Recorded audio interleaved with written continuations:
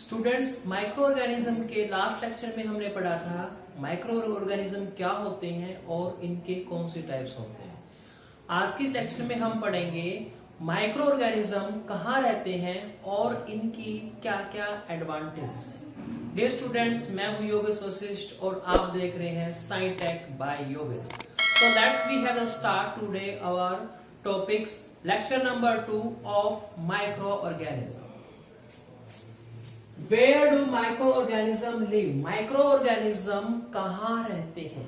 ठीक है, They can survive in all types of the environment. जो microorganism होते हैं वो each and every environment के अंदर survive कर सकते हैं। कोल्ड एनवायरनमेंट के अंदर माइक्रो ऑर्गेनिज्म जो हमारा आइस लाइक कोल्ड होता है उसने जो माइक्रो ऑर्गेनिज्म होते हैं वो -डिग्री सेल्सियस टेम्परेचर भी सरवाइव कर सकते हैं। Just like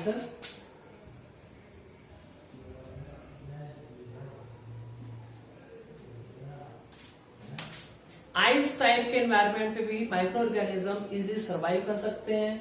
hot environment micro organism hot environment के अंदर ऐसा जगह ऐसे प्लेस जहां पे टेम्परेचर बहुत ज्यादा होता है वहां पे माइक्रो ऑर्गेनिज्म इजिली सरवाइव कर सकते हैं। थर्ड वन इज है desert place.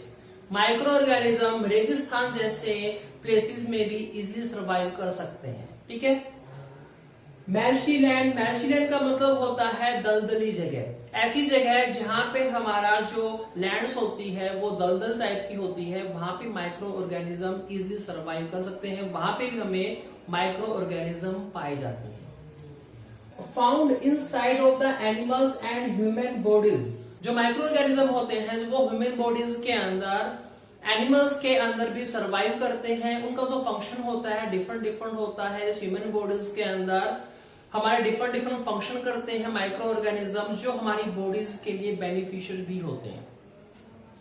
Micro organism can live alone. Micro organism जो होते हैं वो हमारे अलोंग अकेले भी मिलते हैं। जैसे हमारा अमीबा हो गया, अमीबा हमारा अलोंग अकेला भी हमें पाया जाता है।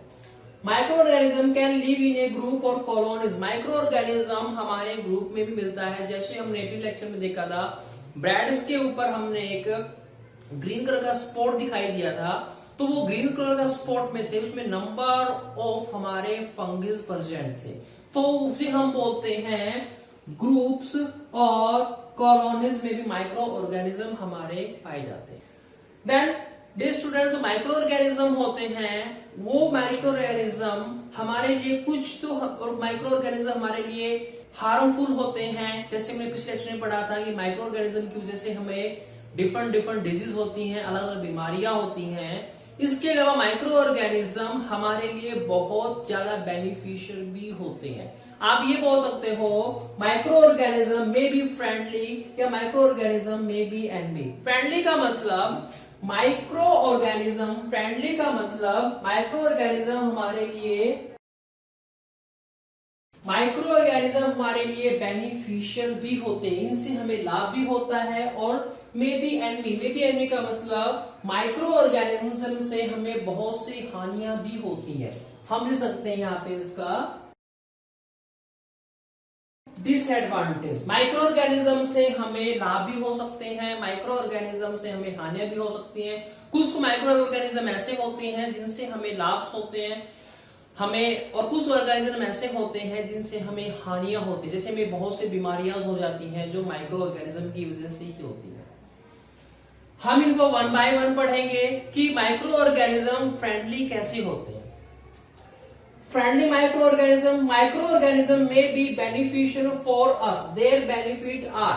तो माइक्रो ऑर्गेनिज्म होते हैं हमारे लाभदायक कैसे होते हैं। जैसे फर्स्ट है आपका चीज and pickles form by bacteria. जो पनीर होते हैं, हमारा अचार होता है, उनको फॉर्म करने के लिए बैक्टीरिया बहुत महत्वपूर्ण रोल अदा करता है।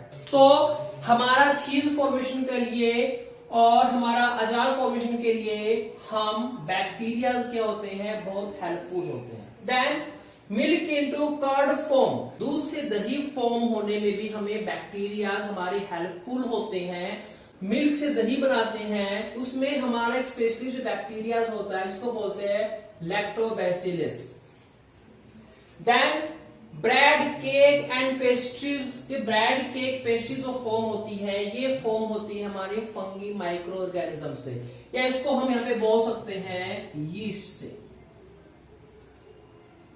यीस्ट हमारा एक टाइप्स का फंगीज होती है, ठीक है।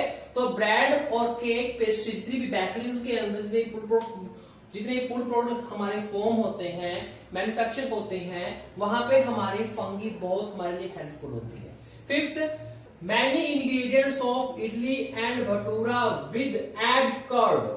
जब हम भटूरे बनाते हैं या इडली बनाते हैं, उसके लिए मेन जो इंग्रेडिएंट हमारा जो मैदा होता है, उस मैदे के अंदर हम दही ऐड करते हैं, ताकि हमारा जो साइज जो होता है उस हमारे मेन इंग्रेडिएंट्स का, वो हमारा साइज इंक्रीज हो जाए। तो वहां पे भी हमारा इडली को बनाने के लिए, भटूरे को बनाने के लिए जो हमारा मेन इंग्रेडिएंट होता है, तो उसके लिए भी हमारे जो फंगीज होती हैं वो भी हमारे लिए बहुत हेल्पफुल होते हैं। Production of A yeast is a fastly and CO2 is produced due two of A east.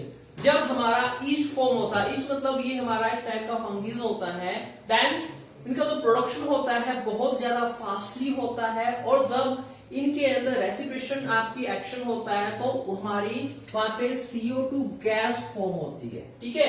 CO2 gas form होने की वजह से जो हमारा डो होता है उसका साइज हमारा इंक्रीज हो जाता है, वॉल्यूम हमारा इंक्रीज हो जाता है। इसीलिए मैदा इसीलिए जब भटूरे हम बनाते हैं, इडली हम बनाते हैं, तो वहां पर हम ईस्ट पाउडर या ईस्ट प्रोडक्ट का यूज करते हैं, ताकि हमारा जो प्रोडक्ट है, फूड प्रोडक्ट है, वो बहुत हमारा अच्छा बने।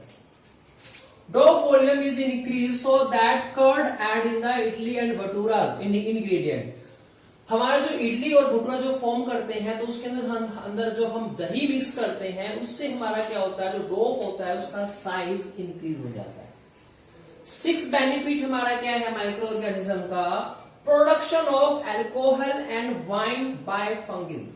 जो हमारे अल्कोहल बनते हैं, जो हमारी शराब बनती है, तो उनको फॉर्म करने के लिए और मैन्युफैक्चर करने के लिए जो फंगीज होते हैं वो हमारे लिए बहुत मोस्ट इंपोर्टेंट होते हैं। और यहाँ पे हमारी जो फंगीज यूज होती है वो भी हमारी यूज होती है ईस्ट टाइप का हम फंगीज यहाँ पे यूज करते हैं अल्कोहल फॉर्म करने के लिए या शराब बनाने के लिए। In wheat, rice and fruit juice has natural sugar present, so This used for production of a wine with the help of yeast। आपको पता है जो हमारा अनाज होता है, जो हमारे गेहूं होते हैं, राइस होते हैं, फ्रूट जूस होता है, उनके अंदर नेचुरल शुगर प्रेजेंट होता है। तो उनके अंदर जो नेचुरल शुगर प्रेजेंट होता है, उस नेचुरल शुगर को यूज करके हम और ईस्ट को यूज करके हम फॉर्म करते हैं ये अल्कोहल वाइन, ठीक है। तो इनके जूस से हम ऐसे इनके अंदर जो शुगर होता है, ऐसे शुगर होता है, उसको हम यूज करके हम वाइन को फॉर्म करते हैं। जो यहाँ पे व्हीट, राइस, फ्रूट जूस की हेल्प से हम वाइन को प्रिपेयर कर सकते हैं, और इनकी हेल्प से जो वाइन प्रिपेयर करती है उसलिए हमारे हेल्प करता है यीस्ट, जो हमारा एक फंगी टाइप का माइक्रो ऑर्गेनिज्म। शुगर, जब हम शुगर, वाटर और यीस्ट को तीनों को हम एक कंपोजिशन में मिक्स करके और इसको हम डार्क और एक हॉट प्लेसेस पे, वार्म प्लेसेस पे रख देते हैं 4 से 5 घंटे तक, देन इसके जो प्रोडक्ट मिलेगा तो वो हमें क्या मिलेगा, वो हमें अल्कोहल मिलेगा। अल्कोहल फॉर्मेशन हो जाता है शुगर, वाटर और यीस्ट को हमारा। तो ये रिएक्शन जो होती है शुगर, वाटर, यीस्ट से, जो रिएक्शन जो होती है, इस रिएक्शन को बेसिकली हम बोलते हैं फर्मेंटेशन। फर्मेंटेशन की डेफिनेशन क्या होती है, fermentation the process of conversion of sugar into alcohol. जब हमारी शुगर और यीस्ट हमारी रिएक्शन करते हैं, तो रिएक्शन करने के बाद हमारा जो फाइनल प्रोडक्ट जो फॉर्म होता है वो हमारा क्या होता है, अल्कोहल होता है। और जो ये रिएक्शन जो होती है, इस रिएक्शन को हम बेसिकली बोलते हैं फर्मेंटेशन।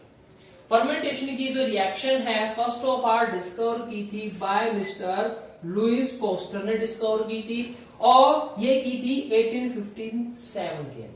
तो डियर स्टूडेंट्स, आज हमने पढ़ा जो माइक्रो ऑर्गेनिज्म होते हैं वो हमारे लिए फ्रेंडली कैसे होते हैं, और माइक्रो ऑर्गेनिज्म कहाँ लीव करते हैं।